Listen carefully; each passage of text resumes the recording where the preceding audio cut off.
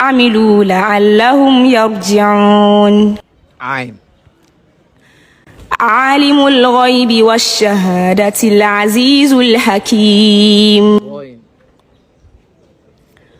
غافر الذنب وقابل التوب شديد العقاب ذي الطول لا إله إلا هو